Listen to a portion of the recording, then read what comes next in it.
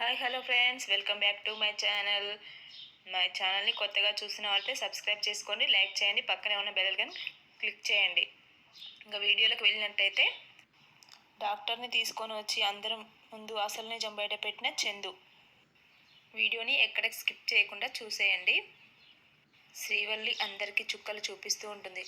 తను ప్రెగ్నెంట్గా ఉంది కదా, తన గురించి ఎవరు పట్టించుకోవడం, తనకు ఎవరు సేవలు చేయించట్లేదు అని గట్టిగా ప్లాన్ చేస్తుంది శ్రీవల్లి. ఈ విషయం తెలుసుకున్న నర్మద శ్రీవల్లికి ఎలా బుద్ధి చెప్పింది అనేది ఈరోజు ఎపిసోడ్. అయితే మా ఇంటి పెద్ద కోడలు మహాలక్ష్మి అంటూ ఆకాశానికి ఎత్తేస్తాడు శ్రీవల్లిని రామరాజు.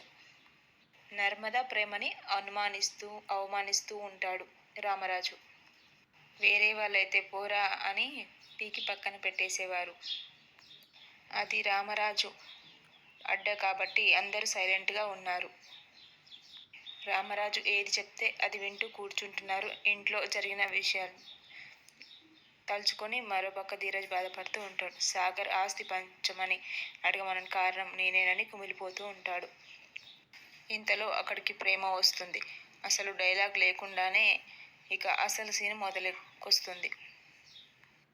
కొత్త ప్రేమ కదా, ఇక ఆవిడకు మాత్రం కొంచెం అలవాటు పడాల్సిందే మనం. ఇక ధీరజ్ని ఓదార్స్తుంది. ఊకో ధీరజ్, ఎందుకు అంత టెన్షన్ పడుతున్నావు? నాపై నీకు కోపంగా ఉంది కదా, నువ్వు చెప్పకపోయినా నీ బాధ ఏంటో నాకు తెలుస్తుందిలే. దీని అంతటికీ కారణం నేనే కదా, నన్ను క్షమించురా ప్లీజ్ అనేసి ప్రేమ ధీరజ్ని బతిమాడుతుంది. ప్రేమ జరిగిన దాంట్లో నీ తప్పేం లేదు, అసలు మిస్టేక్ అంతా నాదే.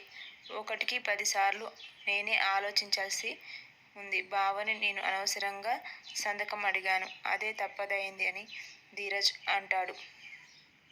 అసలు ఆ సలహా ఇచ్చింది నేనే కదరా, మరి నాదే కదా తప్పు. గొడవ జరగడానికి, నువ్వు మాటలు పడడానికి కారణం నేనే కదా. కారు కొనడానికి నా నగలు తీసుకోమంటే తీసుకోవట్లేదు, డబ్బులు దొరకక బాధపడుతున్నా. నీ బాధను చూడలేక మీ బావతో సంతకం పెంచుకోమన్నా. నీ అక్కకి తెలిస్తే కోపడుతుందని అనుకున్నా, కానీ అందరి ముందు పరువు తీస్తుందని అనుకోలేదురా. సారీరా అని బాధపడుతూ ఉంటుంది ప్రేమ.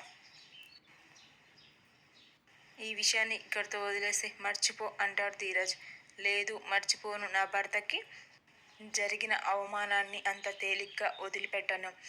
కార్ డౌన్ పేమెంట్ కట్టడానికి కూడా డబ్బులు లేవని ఎవరి ముందు అయితే అవమానం చేసిందో వాళ్ళ ముందే తల ఎత్తుకునేలా చేస్తాను. నువ్వు డబ్బులు కడుతున్నావు, కార్ తీసుకుంటున్నావు అని అంటుంది ప్రేమ. డబ్బులు ఎక్కడివి ప్రేమ అని ధీరజ్ అంటే, నేనే తీసుకొస్తా. నా భర్తకి అవమానం జరిగిన తర్వాత నేను అసలు ఊరుకోను. రేపే నీతో కారు కొనిచ్చి అందరికి గర్వంగా చూపించి పోతే నా పేరు అసలు ప్రేమే కాదు అని ఇక ధీరజ్ ముందు అయితే శబ్దం చేస్తుంది ప్రేమ. ఇక సాగర్ మార్నింగ్ టైంలోనే ఇంకా ఆఫీస్కి వెళ్దామని బయలుదేరుతుంటే నర్మద వస్తుంది. ఆగు సార్, నీతో మాట్లాడాలి అని అంటుంది. ఏ విషయం గురించి? ఆస్తి పంపకాల గురించి. రాత్రి మీ మామయ్యతో గొడవ పడ్డ విషయం గురించి అయితే మాట్లాడే ఓపిక నాకు అస్సలు లేదు అంటాడు సాగర్. దాంతో నర్మద, నీకు ఈ ఆలోచన ఎలా వచ్చింది? సాగర్ బుద్ధి లేకుండా అసలు ఈ ఆలోచన నీదేనా, లేదంటే దాని వెనుక ఎవరైనా ఉన్నారా? ఆస్తిని ముక్కలు చేయడం అంటే అది మీ నాన్నగారికి గుండె ముక్కలయ్యేంత బాధనిస్తుంది తెలుసా? ఆ మాత్రం తెలీదా నీకు అనేసి నర్మద సాగర్ని పై విరుచుకు పడుతుంది. దాంతో సాగర్కి ఒళ్ళు మండి, ఆపు, ఆయనకు మాత్రమే గుండె ఉంది, ఆయనకు మాత్రమే బాధలున్నాయా? పక్కని వాళ్ళకు గుండె లేదు, అసలు బాధలే లేవు అనుకుంటున్నావా? ఎంతసేపు మీ నాన్నగారు బాధపడతారని అంటావు తప్ప ఆయన వల్ల నేను ఎంత బాధపడుతున్నానో నీకు అర్థం కావట్లేదు అని చిరాకు పడతాడు. దాంతో నర్మద, మంచి చెప్పినా సరే ఇలా మాట్లాడుతున్నావేంటి సాగర్? అందరూ కలిసి ఉండాలి, కుటుంబం అంతా సంతోషంగా ఉండాలి అనే కదా నేను చెప్పేది అని నర్మద అంటే, దాంతో సాగర్, అబ్బా నీకు దండం పెడతా ఆపు, ఇల్లంటి క్లాసులు నా ముందు చంపమాకు అనేసి సాగర్ అంటాడు. నీ దృష్టిలో కూడా నేను ఏమీ తెలియని నీతో చెప్పించుకొని ఎదవలా కనిపిస్తున్నాను అనుకుంటున్నావా? అందరితో నేను మాటలు పడాలా అని సాగర్ అంటాడు. వదిలేయమని చెప్తున్నా కదా అనేసి నర్మద మాటలు పట్టించుకోకుండా వెళ్ళిపోతుంటాడు. సర్లే సాగర్, ఈ భోజనం తీసుకొని వెళ్ళు అని అంటుంది నర్మద.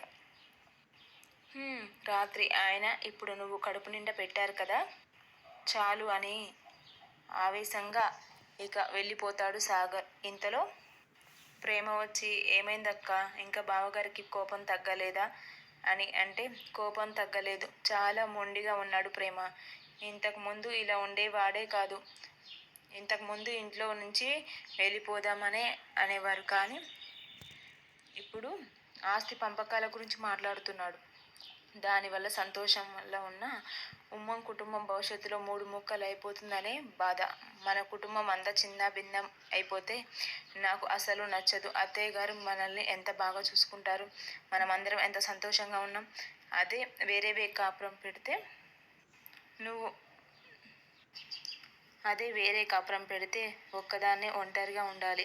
ఇప్పుడు ఏం చక్క నువ్వు, నేను, అత్తయ్య గారు ఎంత కలిసికట్టుగా ఉంటున్నావు. ఈ విధంగా నర్మద అంటుంది. నువ్వు భయపడుతున్నట్లుగా ఏం కాదు, అలా జరగదక్క అని ప్రేమ అంటుంది. అవన్నీ చూసుకోవడానికి అత్తయ్య గారు ఉన్నారు కదా అంటుంది ప్రేమ. ఇంతకు మన హెడ్ మాస్టర్ మన అత్తయ్య గారు ఎక్కడ అని నర్మద అంటే, వాకిట్లో ముగ్గు సరిగా లేదా అని బాధపడుతూ ఉంటుంది వేదవతి. అక్కడ కొంపలు అంటుకొని పోతుంటే నువ్వు ఇక్కడ ముగ్గులు వేస్తున్నావేంటి అత్తయ్య, నీకేం పట్టడం లేదా అంటుంది నర్మద. చూడండి, మా ముద్దుల కొడలు భారతంలో కృష్ణ పరమాత్ముడిని ఏమన్నారో తెలుసా? దీపం వెలిగిస్తే గూట్లో పెట్టాలి, తప్పితే బయట గాలికి పెట్టకూడదు. అలాగే కుటుంబంలో గొడవలు వస్తే కుటుంబ సభ్యులే చర్చించుకోవాలి, వాటిని సెట్ చేయాలి, కానీ టెన్షన్ పడిపోతే పనులు కావు అంటుంది వేదవతి. పుచ్చకాయలు నీళ్ళు ఊరినట్టు నీతో ఇంత జ్ఞానం ఎలా ఊరిందక్క అని అంటాడు తిరుపతి. నువ్వు నోరుముయిరా. చూడు, గవర్నమెంట్ కోడ్ల నా కొడుకు కోపానికి పొగొట్టి ఈ సమస్యను నేనే పరిష్కరిస్తాను, కానీ ముగ్గురం కలిసి ఈ ముగ్గు పట్టుబడదాం అంటుంది వేదవతి. అందరూ కలిసి చక్కగా ముగ్గు వేస్తూ అక్కడ ఆనందంగా సంతోషంగా ముగ్గు వేస్తుంటే ఇక్కడైతే మండిపోతుంటుంది శ్రీవల్లి. వాళ్ళని చూసి కుళ్ళుకుంటుంది శ్రీవల్లి. అత్తయ్య గారు అలా వచ్చారో లేదో ఈ ముద్దుల కోడలు ముగ్గులోకి దింపేశారు. నేను కడుపుతో ఉన్న నన్ను అస్సలు పట్టించుకోవట్లేడని కుళ్ళిపోతుంటుంది శ్రీవల్లి. అయితే ఇంకా వాళ్ళని ఎలాగైనా సరే ఇంట్లోకి రప్పించాలి, నా కింద పని చేపించుకోవాలి అనేసి ప్లాన్ వేస్తుంది. కిచెన్లోకి వెళ్ళి కావాలని కుక్కర్ని కింద పడేస్తుంది. రామరాజు చూసేటట్టుగా ఇలా చేస్తుంది. ఏమైంది రామరాజు లోపలికి వచ్చి అడిగేసరికి అప్పుడు అసలు నిజం చెప్తుంది. మామయ్య గారండి, నాకు చాలా ఆకలిగా వేస్తుందండి, అందుకే ఏదేమైనా వండుకొని తిందామని వంటగదిలోకి వచ్చానండి, కానీ చేయి జారిపోయింది అంటుంది వల్లి.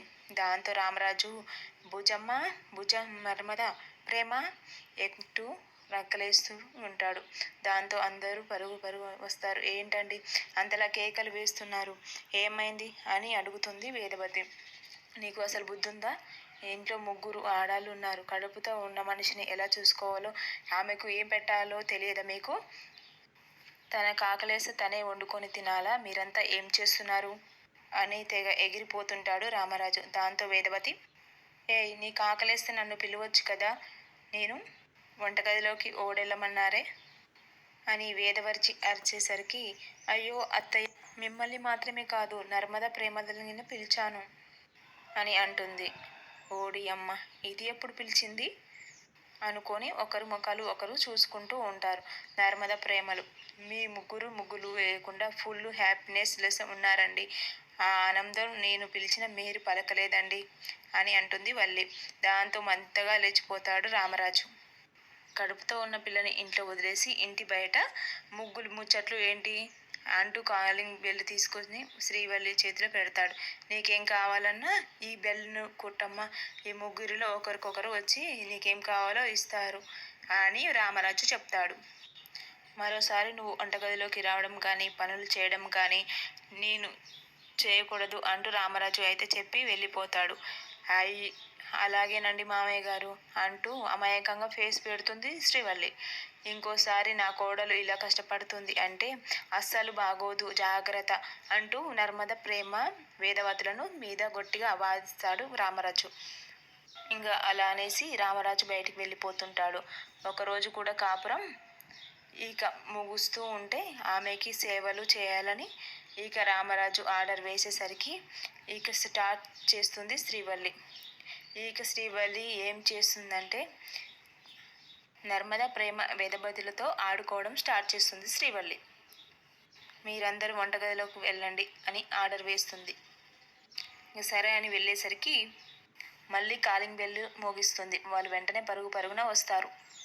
ఏం కావాలి అని వేదవతి అడిగేసరికి నాకు భయంకరంగా ఆకలి వేస్తుందండి, టిఫిన్ కావాలా శ్రీవల్లి అంటుంది. ఇక్కడే ఉన్నాం కదా, చెప్పొచ్చు కదా, లోపలికి పంపి మరీ బెల్ కొట్టడం ఎందుకు అని వేదవతి అంటే, అదేనండి ఇది పని చేస్తుందో లేదో ఈ బెల్ అని టెస్ట్ చేసా అంతే అనేసి ఈ విధంగా సమాధానం ఇస్తుంది శ్రీవల్లి. ఏడ్చినట్టుంది నీ తెలివి. తెస్తా ఉండు వేదవతి అంటుంది.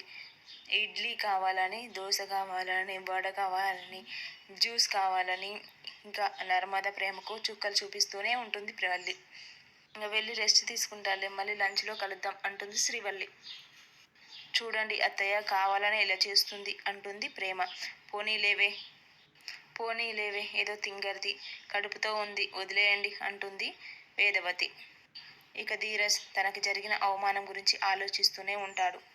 ఈ బాధల్ని పోగొట్టాలని వచ్చి తల తొడు